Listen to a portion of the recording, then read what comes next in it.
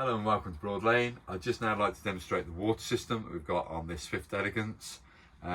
This particular model does come with an onboard water tank system.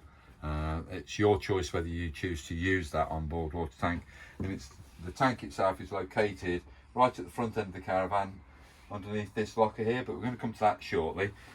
Just first things in setup, going to come to this panel, just make it live. Make sure your pump is live, which I've got now. Okay, so that would be off. There's the pump live, as you can see. It's saying the freshwater tank is less than 25%. Don't worry about that because it's just saying about that onboard water tank, but it's our choice whether we heat it up, that tank up or not.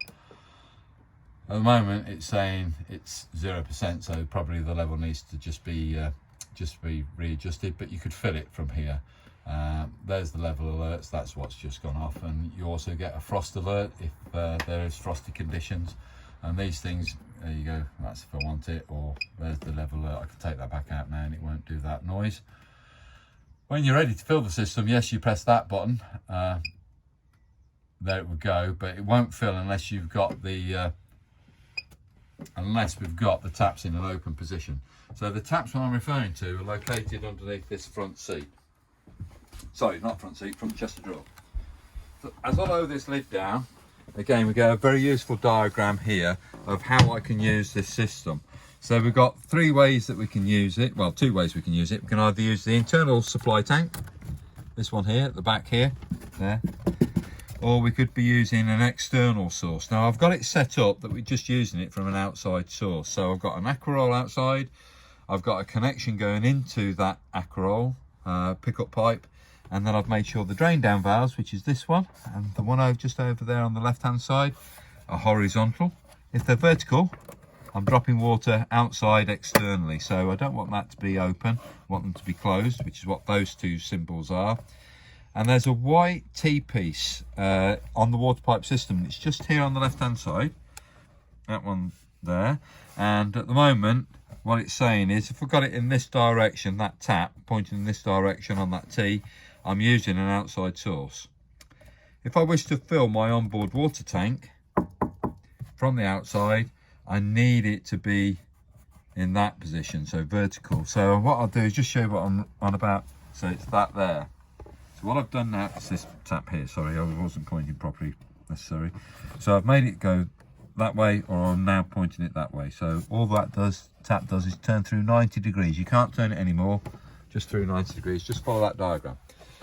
When you're ready to drain the system down, it just tells you again how to drain it. So I mentioned about the drain down valves. Now they're vertical, so you'd have both open, like so. And you can hear the water shooting out now. And that tap would be in that position again.